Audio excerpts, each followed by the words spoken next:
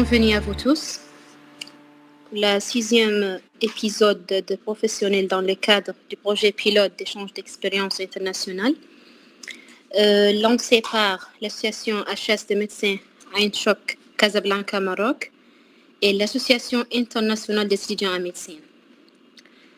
Donc, je me présente, je m'appelle Baka Mohamed, étudiante de 6e année de faculté de médecine de Mauritanie et membre dans l'association internationale des étudiants en médecine.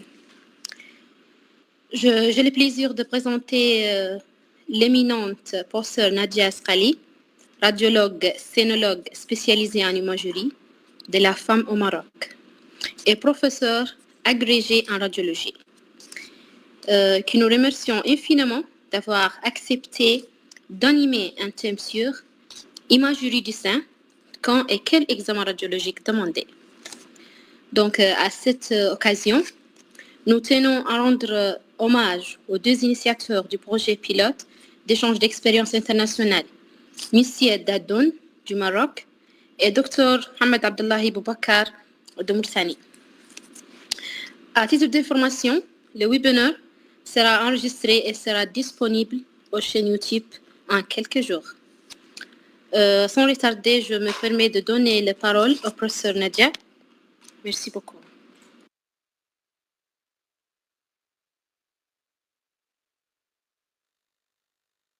Professeur, la micro s'il vous plaît.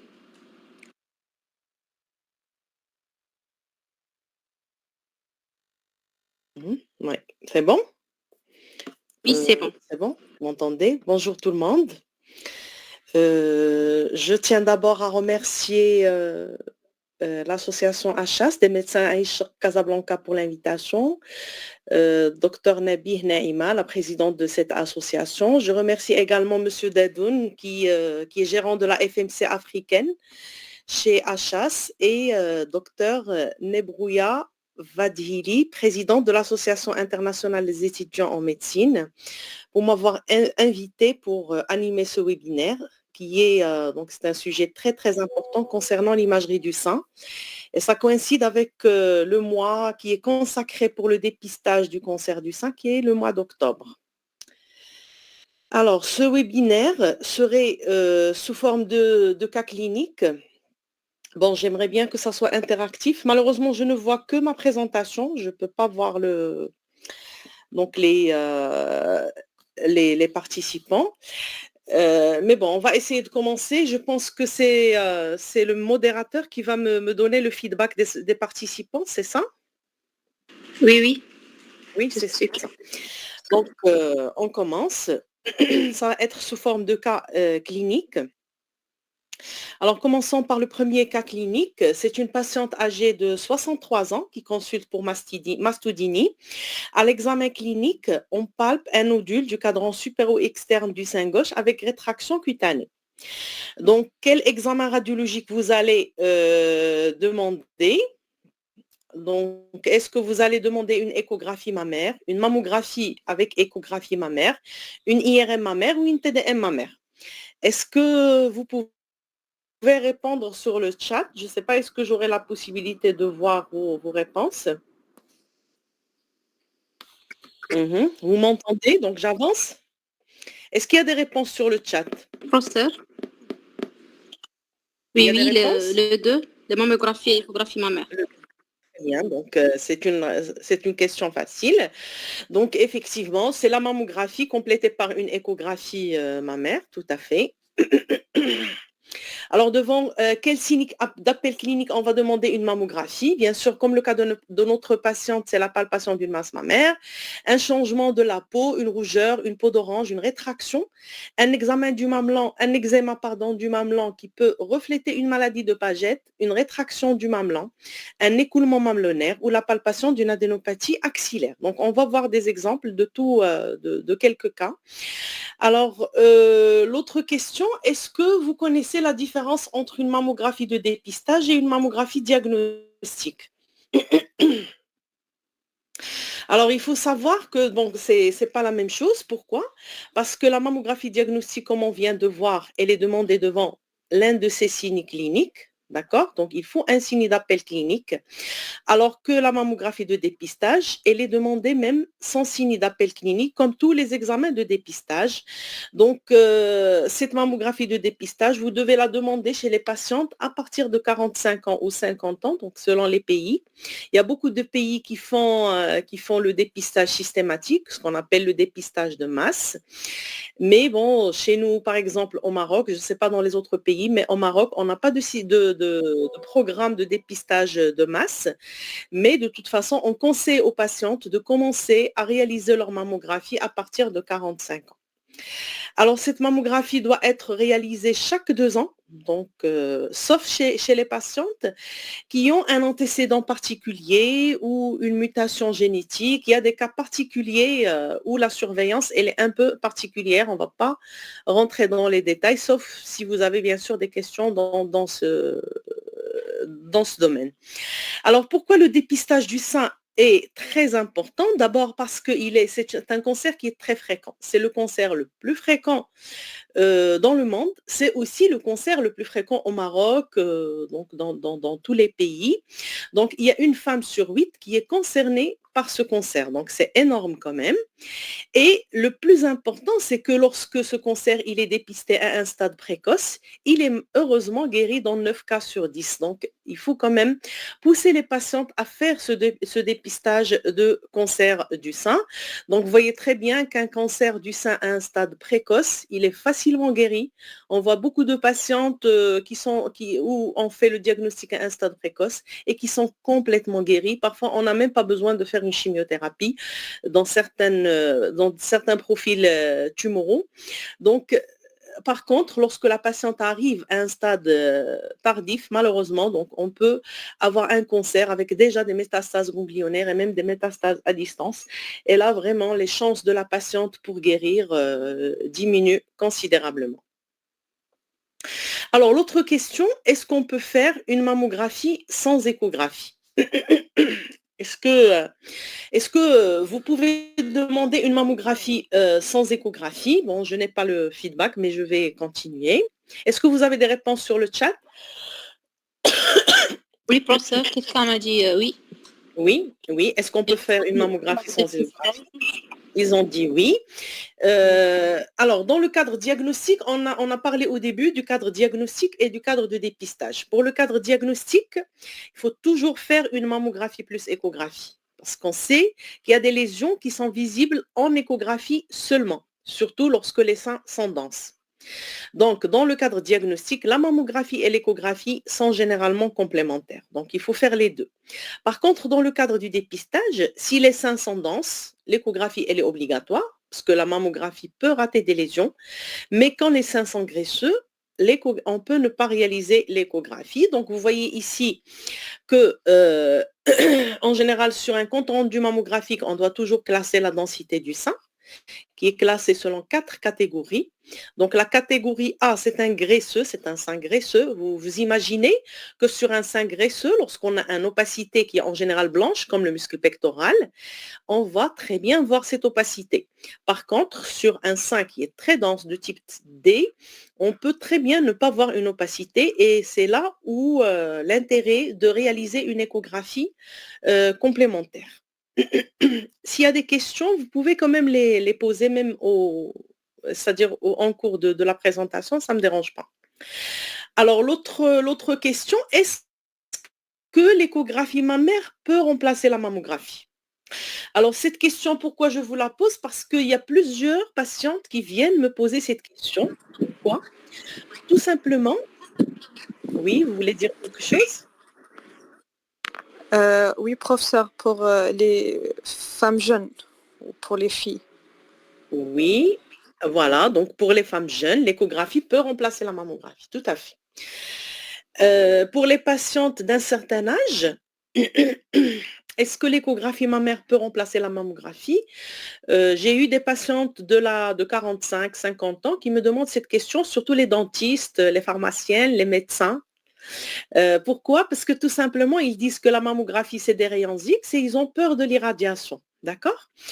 Donc, vraiment, cette question, il y a beaucoup de patientes qui me posent cette question. Et bien là, à partir de 45-50 ans, on n'a pas le droit de faire l'échographie sans mammographie.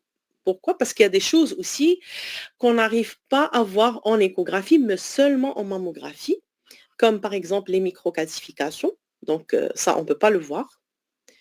Et vous allez voir c'est quoi l'anapathe de ce petit foyer de microcalcification. Je vais vous donner l'anapathe.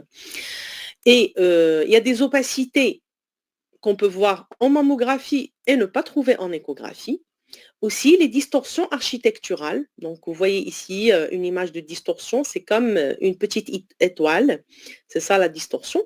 Donc, ça, on peut ne pas le voir en échographie. Donc, il y a des choses qu'on ne voit qu'en mammographie. Donc, je vais vous donner l'anapathe de ces lésions. Donc, par exemple, cette petite opacité qu'on n'a pas, on a essayé de la chercher en échographie, mais malheureusement, on ne l'a pas trouvée. Donc, on était obligé de réaliser la biopsie sous mammographie ou ce qu'on appelle la macrobiopsie stéréotaxique. Et c'était un adénofibrome qui est colonisé de carcinome in situ de bas grade.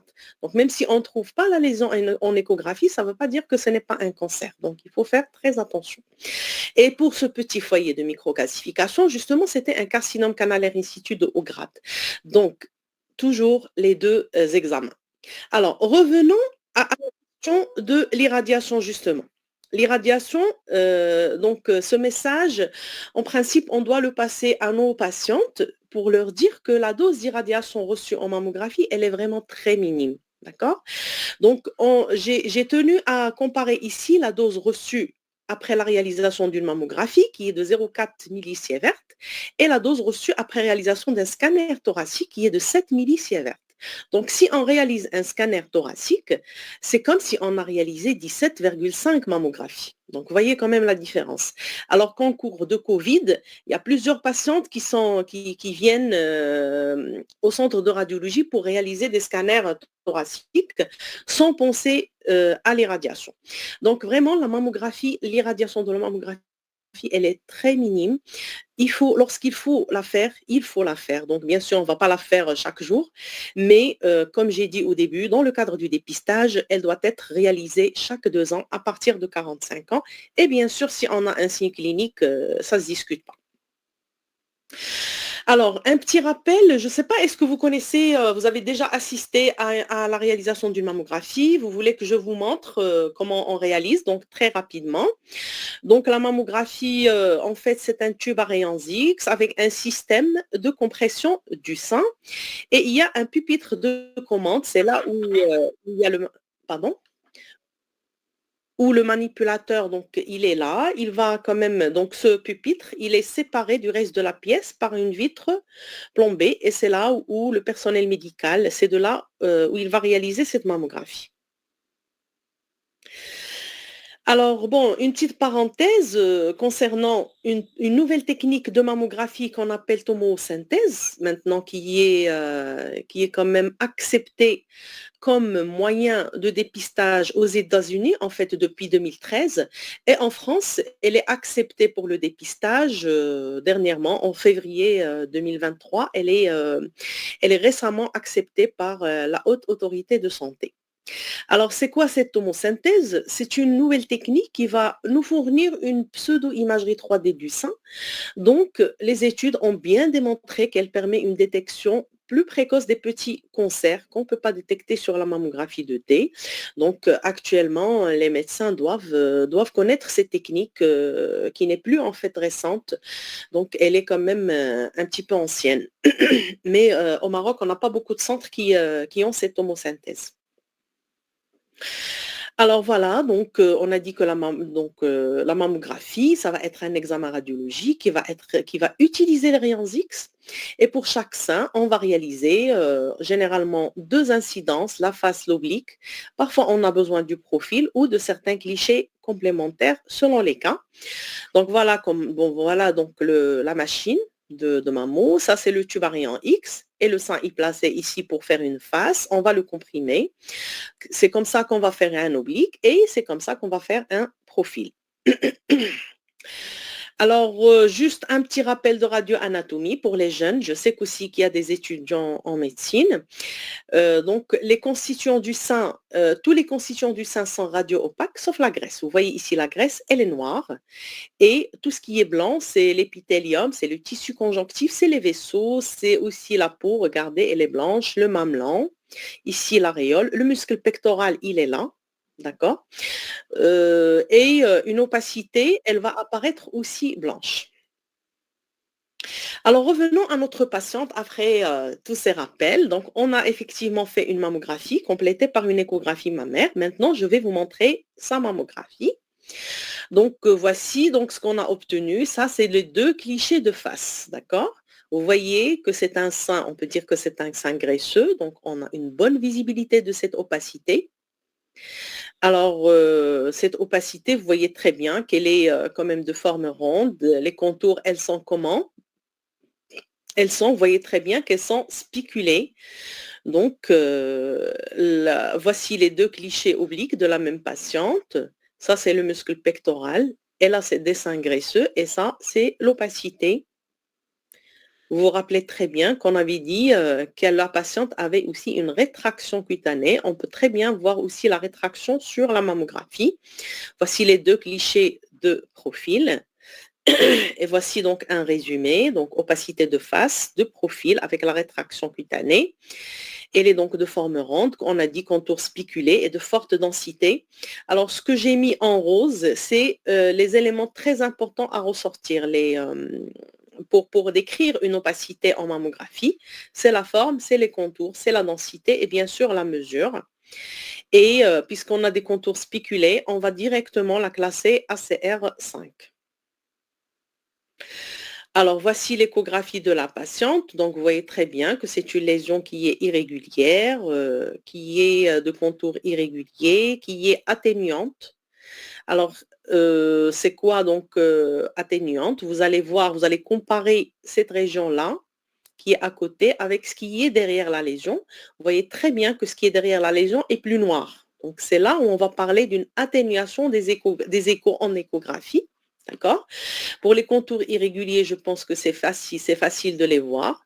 Et vous voyez très bien qu'on n'arrive pas à voir le bord postérieur de la lésion parce que l'atténuation, elle est très, très importante. Pourquoi on a une grande atténuation dans les lésions malignes du sein? Parce que généralement, les lésions malignes s'accompagnent d'une réaction desmoplastique avec de la fibrose. C'est ce qui va donner cette atténuation des échos et cet aspect dur de la lésion. Donc, en échographie aussi, elle est classée ACR5.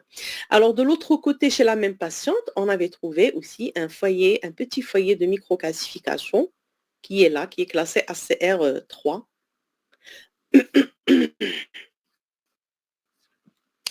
Alors, est-ce que vous connaissez la classification Beiratz de l'ACR des lésions mammaires?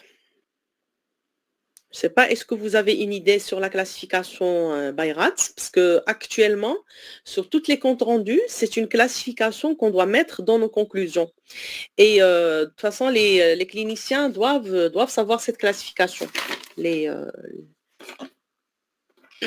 avez une réponse?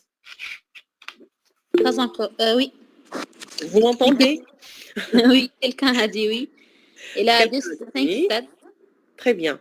Voilà, il y a 5 stades, très bien. Donc, vous connaissez quand même un petit peu la classification.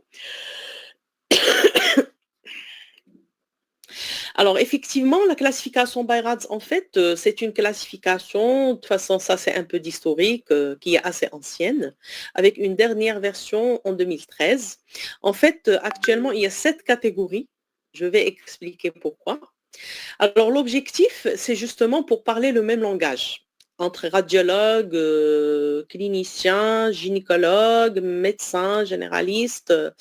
Il faut que tout le monde parle la même langue. Comme ça va faciliter la communication.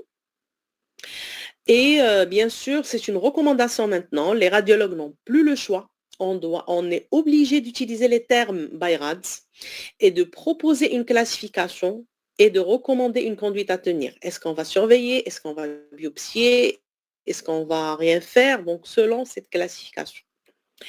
Voilà donc les 7 catégories. Le 1, c'est une mammographie normale. Le 2, c'est une anomalie bénigne, donc on a besoin de rien faire. La CR3, c'est une anomalie probablement bénigne avec une très faible valeur prédictive positive de cancer. Donc, on va conseiller une surveillance à court terme. Généralement, pour les ACR3, donc lorsqu'on a une lésion tissulaire, on va surveiller dans 4 mois. Lorsqu'on a un foyer de microcalcification, on va surveiller dans 6 mois. Il y a la CR4, où l'anomalie est indéterminée. Donc, vous voyez que la valeur prédictive de cancer, elle est très variable. C'est pour cette raison qu'on a divisé cette ACR4 en A, B et C, pour mieux, c'est-à-dire essayer de voir le degré de suspicion. Et bien sûr, devant toute lésion ACR4, il faut indiquer une vérification histologique. Généralement, c'est une biopsie guidée par l'échographie ou par la mammographie, ou parfois par l'IRM lorsque la lésion est visible en IRM. Alors là, CR5, là, le degré de suspicion, il est plus important. Il est supérieur à 95%. Et bien sûr, ça indique aussi une vérification histologique. Alors là, CR6, lorsque le cancer a été prouvé par biopsie. Parfois, on fait une mammographie ou une IRM après la biopsie. Et là, on va classer la lésion à CR6 parce que ça va être un cancer prouvé histologiquement. Alors là, CR0, c'est lorsqu'on a besoin d'autres examens pour trancher. Par exemple, en France, ils font les mammographies de dépistage. Et lorsqu'on a une mammographie de dépistage où les seins sont denses, on peut par exemple classer ACR0, en attendant la réalisation de l'échographie, comme on a dit, qui est on peut dire, essentielle lorsque les seins sont denses. Alors là aussi, on va revenir à notre patiente chez qui on a classé la lésion en mammographie et en échographie ACR5. Donc, qu'est-ce que vous allez proposer chez cette patiente? Alors là, je vais vous laisser répondre. Alors, je vais lire les différentes propositions. Est-ce que vous allez faire un bilan d'extension par l'IRM mammaire? Est-ce que vous allez faire une chirurgie avec extemporanée, puisque c'est une masse palpable? Est-ce qu'on va faire une microbiopsie sous contrôle clinique, puisque c'est une masse palpable? Ou on va faire une microbiopsie éco-guidée? Est-ce que j'ai des réponses sur le chat? Oui, professeur. Quelqu'un dit les 4? Le 4. Oui, microbiopsie éco-guidée. Bravo, bravo, vous êtes fort. Voilà, donc bien sûr, on ne va pas réaliser un bilan d'extension pour un cancer qu'on n'a pas encore confirmé. Actuellement, on ne doit plus faire de chirurgie avec extemporanée. Bon, malheureusement, il y a toujours des chirurgiens qui le font. Je ne sais pas chez vous comment ça se passe, mais de toute façon, chez nous, parfois, il y a des chirurgiens qui font toujours de la chirurgie, alors que normalement, on ne doit plus faire de chirurgie pour ça. D'accord? Alors, la microbiopsie sous contrôle clinique, elle peut être à l'origine de 13% de faux négatifs et la microbiopsie éco-guidée, moins de 2% de faux négatifs. Vous voulez dire quelque chose? Non? Alors, je continue? Professeur? Oui? Vous m'entendez? Alors, effectivement, donc c'est ce qu'on avait réalisé, c'est la microbiopsie éco-guidée. Vous voyez ici sur l'image la masse et le trocar qui passe au sein de la masse. D'ailleurs, pour la biopsie, il faut donner des images qui confirment que le trocar passe au sein de la lésion. C'est très important. Alors, c'était un carcinome infiltrant de type NOS, excusez-moi, de grade 2 de SBR. Voilà, donc bien sûr, on va traiter cette patiente, on va le confier à un chirurgien et un oncologue. En principe, il faut faire une réunion de concertation pluridisciplinaire pour voir est-ce qu'on va commencer plutôt par la chimio ou par la chirurgie. Donc, c'est un autre domaine. Alors maintenant, on a dit que la patiente avait aussi un foyer de microcalcification contralatérale qui est classé ACR3. Donc, qu'est-ce que vous allez proposer? En principe, pour la CR3, on a dit qu'est-ce qu'on fait selon la classification Un Weinberg? contrôle dans 4 mois. Voilà, on surveille dans 4 mois, mais lorsqu'on a un cancer de l'autre côté, on ne peut pas surveiller. Donc généralement, une patiente qui a un cancer confirmé de l'autre côté, il faut toujours confirmer aussi les lésions ACR3. Donc c'est une exception à la règle. Les lésions ACR3, on peut discuter un prélèvement dans certains cas. Donc, les patientes à haut risque. Donc, il y a plusieurs cas où on fait la biopsie, même des lésions ACR3. Et entre autres, lorsqu'on a un cancer associé. Donc, effectivement, pour les microcales, on ne peut pas réaliser de microbiopsie, mais c'est une macrobiopsie. Donc, c'était bénin. Donc, il n'y avait pas de lésion maligne. La macrobiopsie a permis de enlever toutes les calcifications. Et généralement, à la fin, on met un petit clip. Pourquoi on va faire le clip?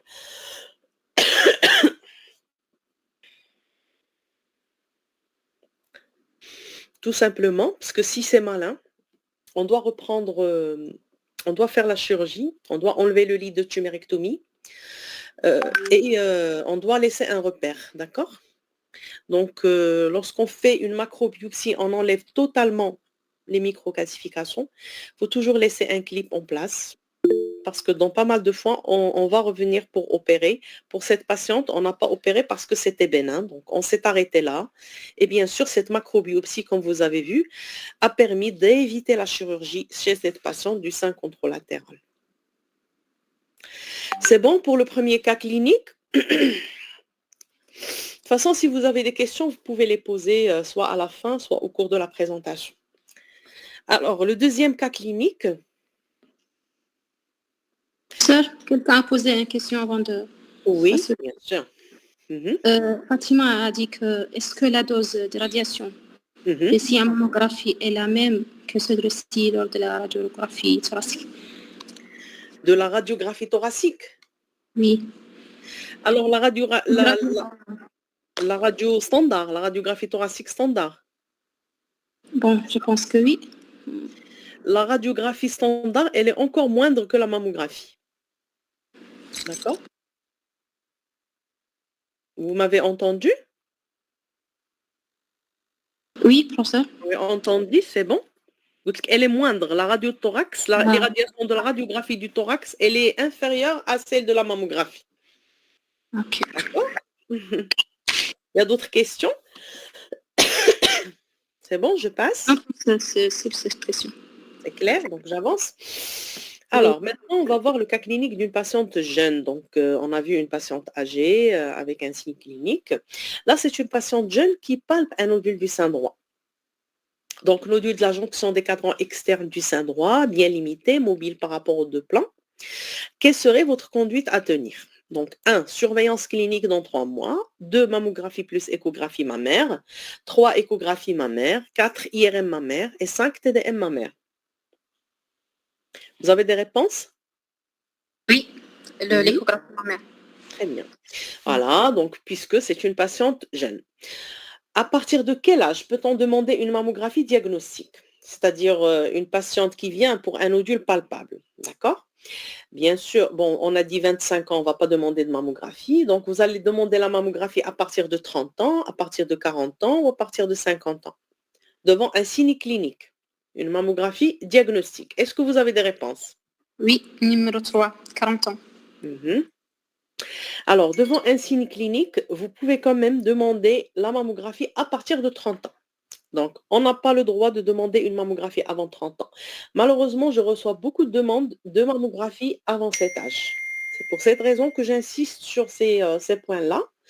Parce qu'une patiente de 25 ans, on ne va pas demander une mammographie. On va demander juste une échographie mammaire, justement. Parce que d'abord, les seins sont très denses à cet âge, donc la mammographie, elle n'est pas très contributive, et les seins sont plus sensibles à l'irradiation à un âge jeune.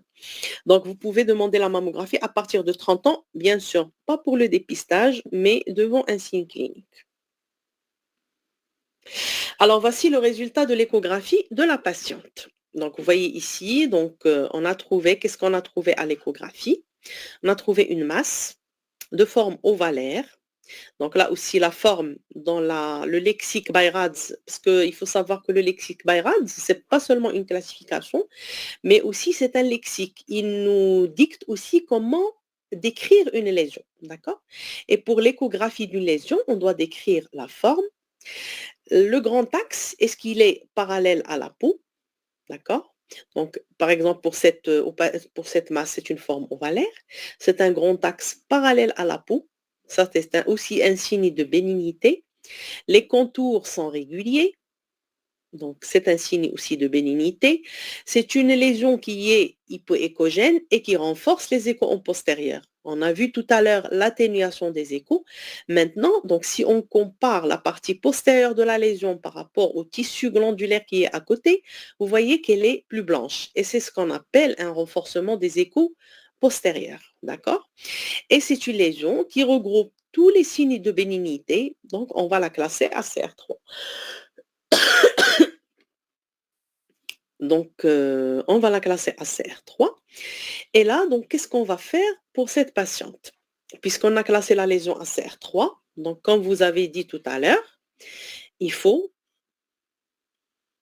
1, 2, 3, 4 ou 5. On va surveiller, on va ne rien faire, on va faire une mammographie, on va contrôler dans 4 à 6 mois, dans une année, on va faire une biopsie. Numéro 3. Très bien. C'est ce qu'on a fait justement. Voilà, donc juste un rappel. Donc, il faut une surveillance. 4 à 6 mois. Donc, c'est ce qu'on a fait. On a noté justement une augmentation en taille de cette lésion. Donc, on a reclassé à CR4A. Donc, qu'est-ce qu'on doit faire? Une mammo, une écho de contrôle, une IRM, une microbiopsie éco-guidée. Donc, bien sûr, la réponse, puisqu'elle est classée, voilà, puisqu'elle a classé ACR4A, il faut une microbiopsie éco-guidée. Alors, entre-temps, la patiente a consulté dans une autre ville et quelqu'un a demandé une IRM mammaire. Est-ce que vous êtes d'accord pour faire une IRM mammaire? Donc, voici la lésion qu'on a vue en échographie. Bon, la patiente a d'autres lésions. Ce qui nous intéresse, c'est celle-là. Est-ce que vous êtes d'accord pour faire une IRM chez cette patiente? Non. Voilà, donc déjà l'IRM, donc elle montre une lésion qui se rehausse. Pourquoi? Parce que l'IRM, elle ne remplace jamais l'histologie. Donc vraiment, elle n'avance pas trop le diagnostic. Elle a ses indications. L'IRM, c'est sûr qu'elle a des indications qui sont très intéressantes, mais là, ce n'est pas une indication à l'IRM. Lorsqu'on classe ACR4A, lorsqu'on classe ACR4 ou 5, il faut directement faire une biopsie. Effectivement, donc la biopsie est éco-guidée, donc c'est revenu fibroadénome. Donc c'est bénin, on est tranquille. Qu'est-ce qu'on va faire? On va continuer notre contrôle. Donc il faut savoir que même si on a à la biopsie un fibroadénome, il faut continuer le contrôle. Pourquoi à votre avis?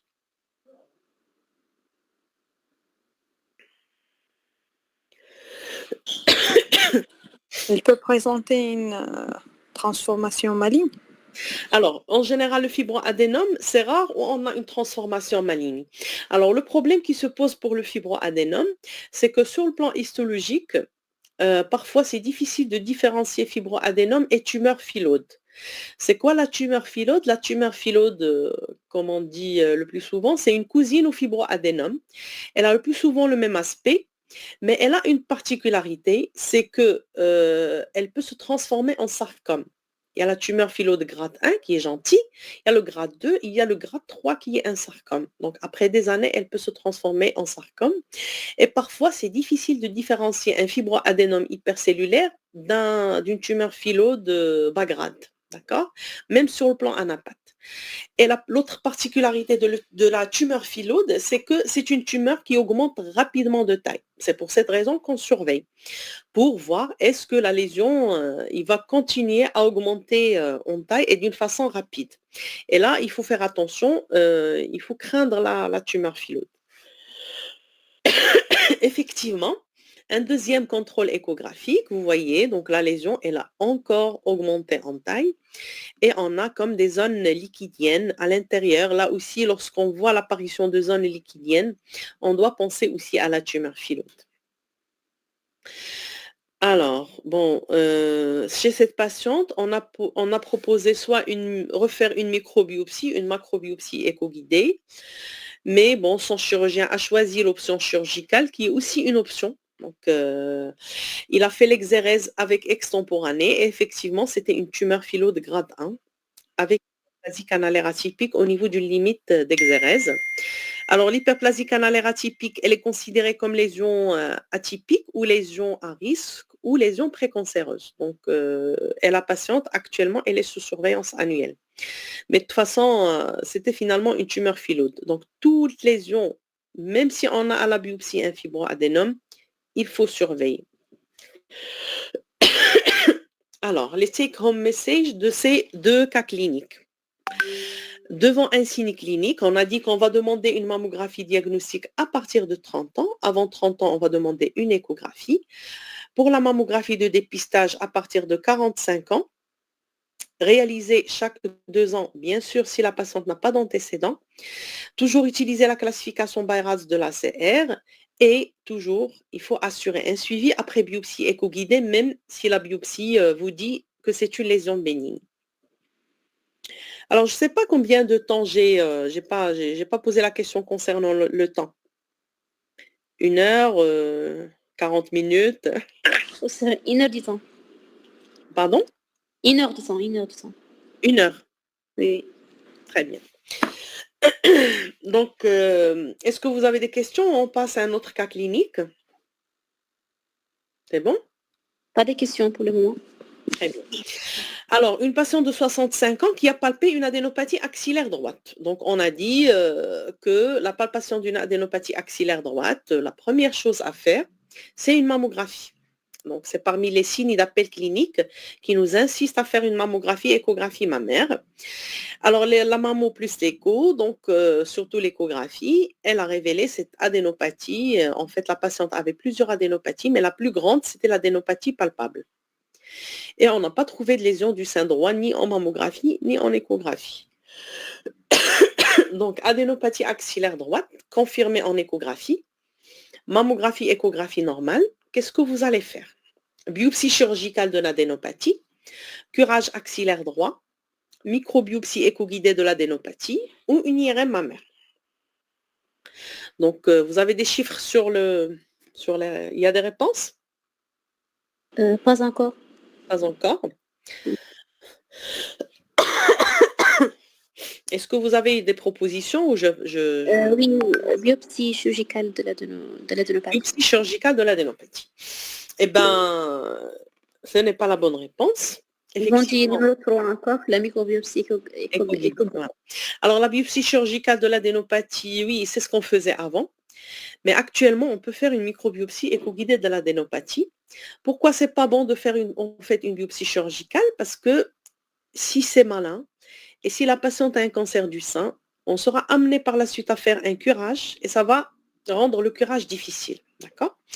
Donc, il vaut mieux ne pas faire la biopsie chirurgicale, mais plutôt faire une biopsie éco-guidée de l'adénopathie.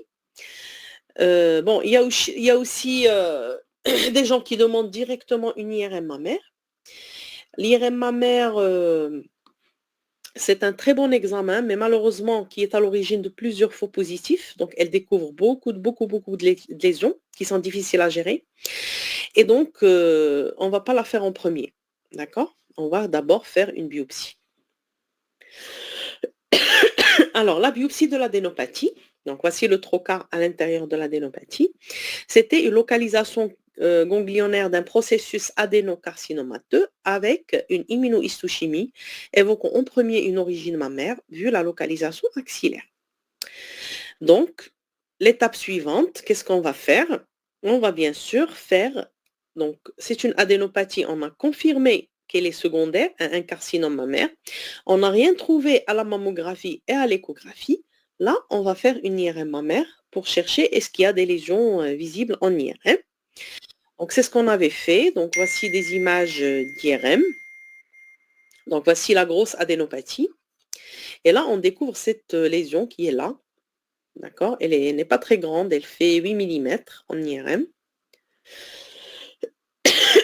Qui est classée ACR4P en IRM. Mon curseur? Oui? Des questions? Oui. Mhm. Il n'a pas compris pourquoi on ne peut pas faire une IRM devant une adénopathie. D'accord. Alors, c'est vrai que moi, personnellement, chez plusieurs patientes, j'ai fait une IRM avant la biopsie et ça nous pousse à découvrir plusieurs lésions. La limite de l'IRM, c'est que c'est un examen qui est pas très spécifique. C'est un examen qui est très sensible, mais qui n'est pas très spécifique. Donc, on va découvrir plusieurs lésions, d'accord? Et on va pas savoir les gérer. Ça me rappelle une patiente qui avait une adénopathie axillaire, chez qui on a réalisé une IRM, on a trouvé pas mal de lésions, on a galéré on les a pas trouvées en échographie ni en mammographie. Et lorsqu'on a fait la biopsie ganglionnaire, finalement, c'était une tuberculose ganglionnaire. D'accord? La tuberculose chez nous, elle est très, très fréquente. Donc, on préfère toujours commencer par la biopsie. On découvre pas mal de cas, des sarcoïdoses, des tuberculoses, on découvre même des lymphomes sur les biopsies. Donc, c'est pas toujours une adénopathie axillaire, ce n'est pas toujours une origine mammaire. D'accord? Je ne sais pas, est-ce que j'ai répondu? Même s'il a des signes cliniques. Au niveau du sein, comme par exemple des signes cliniques. Ou une masse palpable. Bien sûr, si elle a une masse palpable, il faut la biopsier. Bon, une masse palpable, généralement, on va la trouver en échographie ou en mammographie. D'accord? On fait une IRM lorsqu'on ne trouve rien sur la mammographie et sur l'échographie. D'accord? Si on a une lésion cliniquement palpable, parfois on peut même réaliser des biopsies à l'aveugle, même si on ne voit rien en échographie. D'accord? Une masse palpable, c'est un signe qui est très important à considérer. Je ne sais pas, est-ce que j'ai bien répondu à votre question? Oui, c'est bon. Merci C'est bon? beaucoup. Très bien. Voilà, donc on a trouvé une petite lésion. Qu'est-ce qu'on va faire maintenant? Est-ce qu'on va faire une biopsie sous IRM? Ça existe, mais pas au Maroc. Est-ce qu'on va faire une biopsie sous IRM? Qu'est-ce qu'on va faire? Généralement, lorsqu'on trouve une lésion comme ça en IRM, on va réaliser ce qu'on appelle une échographie de second look. Alors, sachez bien que on peut réaliser une échographie comme on réalise une échographie d'habitude et ne rien trouver. Et lorsqu'on fait l'IRM et on revient voir cette région où on a, d'accord, où on a la lésion. Donc, lorsqu'on se concentre sur cette région en échographie, on peut trouver des choses. Pas toujours, mais on peut quand même trouver des choses. De toute façon, actuellement, une lésion visible en IRM égale échographie de second look ou échographie ciblée. Justement, donc voici donc l'échographie ciblée. Elle a montré cette petite lésion. Donc c'est vrai que sur l'échographie qu'on réalise habituellement, d'abord c'est pas une lésion qui est très très suspecte. En plus, on peut se dire est-ce que c'est une vraie lésion ou pas? Voici un agrandissement. Donc elle fait aussi 8 mm sur l'échographie. C'est vrai qu'elle a un contour un petit peu angulé ici. Alors, lorsque j'ai trouvé cette lésion, je me suis dit peut-être c'est la même lésion puisqu'elle est quand même sous la graisse, comme celle-là. Donc, elle est sous la graisse sous-cutanée.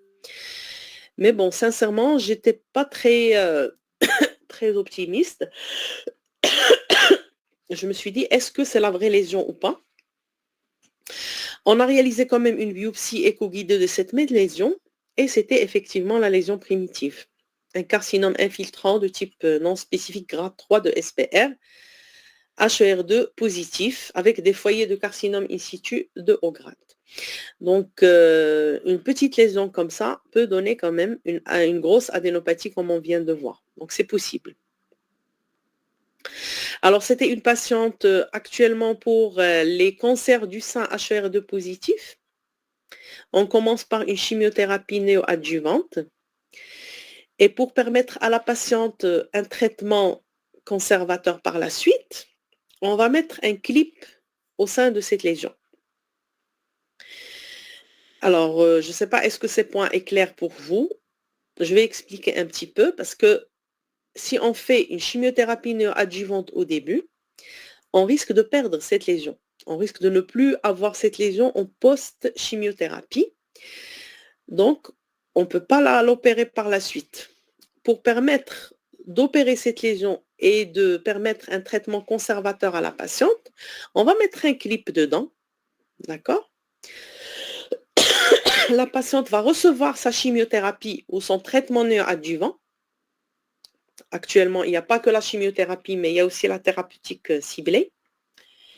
Et en post-chimiothérapie, on va repérer ce petit clip par un harpon pour permettre au chirurgien d'enlever cette zone où il y avait la tumeur, bien sûr avec curage axillaire, pour permettre un traitement complet à la patiente.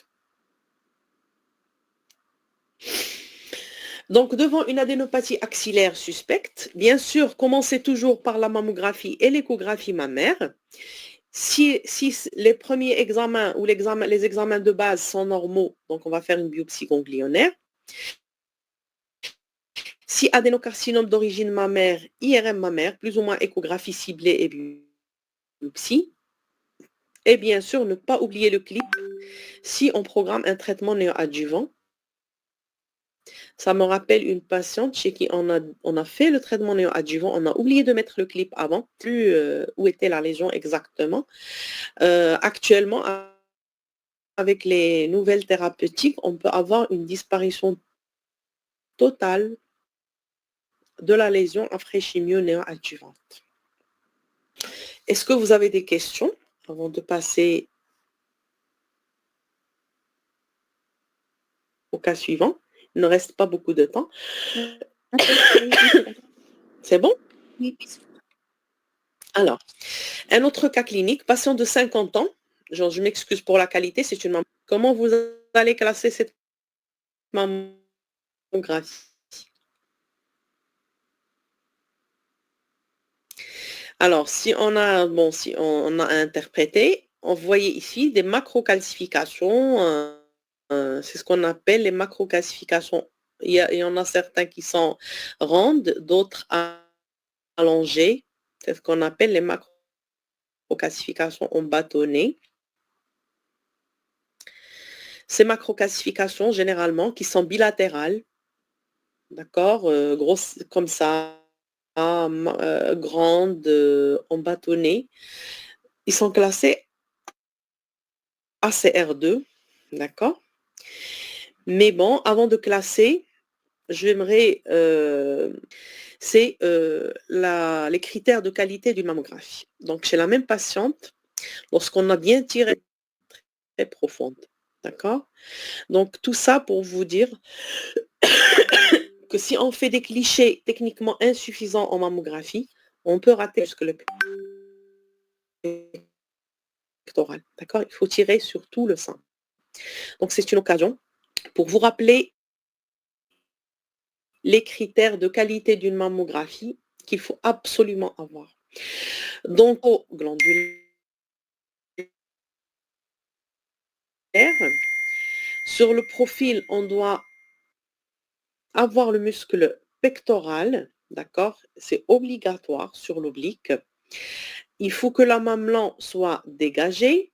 Il faut voir le sillon sous-mammaire sur l'oblique. Il faut que le muscle pectoral visible jusqu'au niveau du mamelon, d'accord? Pour s'assurer qu'on a pris tout le sein. Et bien sûr, le marquage correct. Le côté, est-ce que c'est un oblique, c'est une face, etc. Et le nom de la patiente. Voilà, donc finalement, c'était une opacité qui est quand même à contour spiculé que la ACR5 et c'était un cancer. Les macrocalcifications sont classées ACR2. Donc, faire attention aux clichés insuffisants. Alors, patiente de 42 ans, écoulement mamelonnaire droit uniport à 8 heures, spontatologique à votre avis? Pathologique. Voilà. Donc, je rappelle, l'écoulement pathologique, il est unilatéral, unipore, spontané, persistant, clair, séreux ou sanglant. Donc, chaque fois que vous avez un écoulement comme ça, il est pathologique. Il faut faire quelque chose. Donc, on va bien sûr faire une mammographie, puisque c'est un signe clinique qui est alarmant. Donc, le frottis d'écoulement, il n'est Docteur, plus recommandé comme... Oui, la oui, présence des bien calcifications sûr. Allez. indique Et bilatérales, généralement, elles sont bénignes. Je dis généralement parce que pas toujours. Il y a des calcifications malignes qui sont... Il faut voir la morphologie, la distribution. D'accord? Il y a des critères pour dire est-ce que c'est malin ou bénin. C'est un niveau un peu avancé. Bon, si vous voulez qu'on le fait par la suite, mais le domaine des microcalcifications, c'est pas un truc simple. Même pour les radiologues, d'accord? Pour classer les calcifications. C'est pas du difficile ou de l'impossible, mais bien sûr, c'est faisable. Alors, Professeur, oui, bien sûr. une autre question, s'il vous plaît. Bien sûr, oui. Devant l'écoulement, est-ce qu'on va toujours faire une galactographie? Je vais L'écoulement maintenant. en parler. C'est une question très, très importante. Alors, la mammographie, on n'en discute pas. D'accord? Toujours réalisée. L'échographie, on va la réaliser. Parce que il y a des lésions, comme les papillons par exemple, ils ne sont pas visibles en mammographie, mais seulement en échographie. Alors, j'insiste, puisque vous êtes des cliniciens, j'insiste sur une chose. Vous voulez dire quelque chose?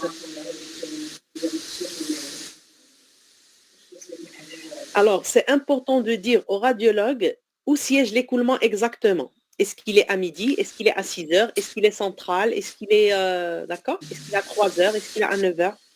Pourquoi c'est important? Parce qu'on va insister et bien chercher à ce niveau. Bon, on fait l'échographie de tout, mais si on est orienté par l'examen clinique, mieux c'est. Alors, je vais parler quand même de la galactographie. Alors, je pense que ok. Je pense qu'il y a une qui a sauté. De toute façon, la galactographie, en fait... Alors, on va commencer par... Je vais en parler, mais après. Je vais commencer par les résultats de la mammographie et de l'échographie de la patiente. Donc, voici la mammographie de face. On voit ici un surcroît de densité rétro-aréolaire droit. Sur la face, sur le profil, la même chose. Sur l'échographie, on avait trouvé une dilatation des canaux galactophoriques rétro-aréolaires droits. D'accord? Alors, on parle de dilatation canalaire rétro-aréolaire ou d'ectasie canalaire à partir de 3 mm. Cette patiente avait à peu près 6 mm. Trouver de lésions endocanalaires. D'accord? Alors, justement, qu'est-ce qu'on va faire? C'est là où on va parler de la galactographie.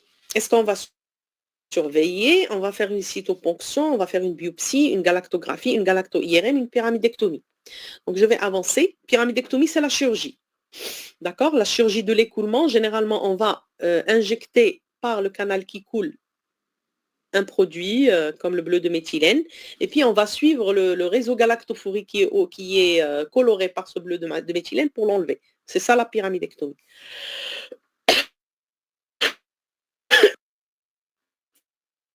C'est une ancienne méthode de choix dans la démarche diagnostique. Avant, on faisait beaucoup de galactographie, sincèrement.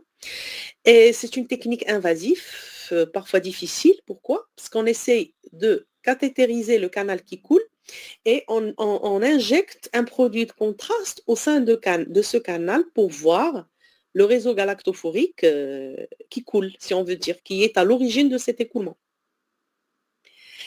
Alors, cette galactographie diagnostique n'a plus d'indication, parce qu'elle est à l'origine de plusieurs faux négatifs.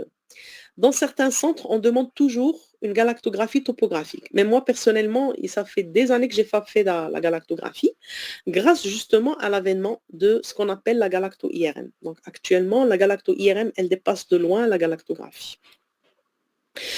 Elle a justement, devant un écoulement pathologique, elle a une excellente sensibilité, d'accord, avec une haute quand même valeur prédictive négative, mais toujours la limite de l'IRM, comme la galacto-IRM, c'est les faux positifs, on va détecter d'autres images additionnelles qui peuvent poser un problème. Donc, pour l'écoulement, c'est une indication quand même qui est utile et qui est pratiquée par la plupart des centres devant un écoulement de cause non expliquée par l'imagerie conventionnelle. C'est-à-dire, en mammo-écho, on n'arrive pas à voir ou à biopsier quelque chose ou à voir une lésion. C'est ce qu'on a réalisé chez notre patiente. Justement, donc qu'est-ce qu'on a trouvé? Donc voici le canal qui coule, qu'on voit difficilement, mais on voit très bien cette lésion qui est au contact d'un canal galactophorique dilaté et qui est classé ACR4. Là aussi, on aura besoin d'une échographie ciblée. D'accord? Donc, au début, on n'a rien trouvé. Vous allez voir, vous allez comprendre lorsque vous allez voir l'image échographique pourquoi. Vous voyez très bien que cette lésion, elle ressemble parfaitement à la graisse adjacente. Donc, c'était difficile de la voir au premier coup. Lorsqu'on n'a même pu avoir cette lésion qui a un petit pédicule vasculaire qu'on avait biopsié. Voilà. Donc, en microbiopsie, macrobiopsie, cytoponction. Alors, actuellement, dans les lésions endocanalaires, il est plus recommandé de faire une macrobiopsie échoguidée pour essayer d'enlever toute la lésion, parce que si on enlève toute la lésion et la lésion est inférieure, sa taille est inférieure à 15 mm, on peut éviter la chirurgie à la patiente. C'est ça l'avantage. Voilà, donc on a le choix entre microbiopsie et macrobiopsie, mais on préfère la macrobiopsie, comme j'ai dit. À l'époque, bon, j'avais pas la possibilité de faire la macrobiopsie, donc j'ai fait une microbiopsie écho-guidée. Et c'était, j'ai pas écrit l'anapathe, je pense, ici. C'était un papillome intracanalaire. Oui, il est là. Donc, papillome intracanalaire sans signe d'atypie. Alors, papillome intracanalaire, c'est une lésion bénigne, mais c'est une lésion qui doit être enlevée soit par la chirurgie ou par la macrobiopsie. Pourquoi? Parce qu'elle peut coexister avec des lésions atypiques ou des lésions cancéreuses. Elle peut s'associer à un carcinome in situ ou infiltrant ou à des lésions précancéreuses qui peuvent se transformer par la suite. Donc, si possible, macrobiopsie écho-guidée d'exérèse pour enlever toute la lésion. Si la lésion est inférieure à 1 cm, donc il y a des critères pour faire cette macrobiopsie d'exérèse. Et voilà, donc je vous montre justement, après une biopsie, on se réfère toujours à cette classification européenne qui classe les biopsies mammaires en 5 catégories. Et vous voyez que le papillome, il est classé ici B3A. Et elle vous propose une conduite à tenir pour le papillome, qui est la macrobiopsie d'exérèse, qui est faite par le radiologue, ou l'exérèse chirurgicale à visée diagnostique. Alors, la macrobiopsie d'exérèse, justement, l'intérêt de la macrobiopsie d'exérèse, c'est que ça se fait sous anesthésie locale. On ne fait pas d'anesthésie générale et c'est une incision de 4 mm. Donc, ça ne laisse pas de cicatrice. Alors, les take-home message, donc insister sur les critères de qualité d'une mammographie, c'est très très important. Alors, l'imagerie scénologique, il faut gérer un dossier, il faut savoir indiquer les examens radiologiques, confère la mammographie, l'échographie et confère l'IRM mammaire. Bien sûr, toujours classer selon BI-RADS et proposer une conduite à tenir. Savoir indiquer une biopsie. Est-ce qu'on va faire micro ou macrobiopsie, écho-guidée ou stéréotaxique? Et le radiologue doit aussi gérer le résultat histologique, l'anapathe. Alors, pourquoi je vous dis ça? Bon, ce sont des exemples que j'ai donnés. Donc, l'imagerie scénologique, elle est beaucoup plus vaste que ça. Donc, j'ai essayé de donner quelques exemples pour vraiment vous mettre dans la situation du radiologue, mais aussi actuellement, tout le monde doit être impliqué parce que je sais que tout le monde voit des patientes avec un problème au niveau des seins parce que ça devient très, très fréquent. Le cancer du sein, les nodules du sein, les mastodinies. Donc, c'est une pathologie qui est très, très fréquente et qui est gérée par beaucoup de médecins. Donc, on doit quand même apprendre à gérer quand c'est-à-dire quel examen, quand et quel examen demander pour chaque patiente. Je vous remercie. Donc, je pense que j'ai fini. Bien sûr, si vous avez des questions. Oui, professeur, il y a une question ici. Professeur, quelqu'un a dit que est-ce que vous pouvez répéter les critères de pathogénicité d'un écoulement? Bien sûr. Est-ce qu'il est pathologique ou physiologique? C'est ça? Oui, oui. Les C'est ça? critères de pathogénicité. Les critères de Pathogénicité. l'écoulement. Oui, oui. C'est ça. Alors, l'écoulement, il est suspect ou pathologique lorsqu'il est unilatéral. D'accord? Ça intéresse un seul sein. Lorsqu'il est unipore, il y a un pore qui coule. Il faut bien appuyer sur le mamelon de la patiente et voir est-ce que c'est un seul pore qui coule. Il vaut mieux dire au radiologue l'écoulement, il est où? Est-ce qu'il est à midi, à 6 heures, à 3 heures, à 2 heures, à 1 heure? Donc, selon bien sûr la localisation. Est-ce qu'il est spontané? C'est très important. Il ne faut pas que l'écoulement soit provoqué par la patiente ou provoqué par le médecin. D'accord? Il faut qu'il soit spontané. Donc là, il est plus suspect. Persistant dans le temps. Il peut être clair, séreux ou sanglant. Donc tous ces aspects sont pathologiques. Par contre, par exemple, lorsqu'il est lactescent, on est plus tranquille. Lorsqu'il est bilatéral, il est plus physiologique, multipore, provoqué. Surtout lorsqu'il est, par exemple, bilatéral, multipore, lactescent, il faut là rechercher plutôt une hyperprolactinémie, par exemple. C'est bon? Oui, professeur, c'est bon. C'est bon? Donc, professeur, je voulais remercier beaucoup pour cette présentation qui est très didactique et interactive.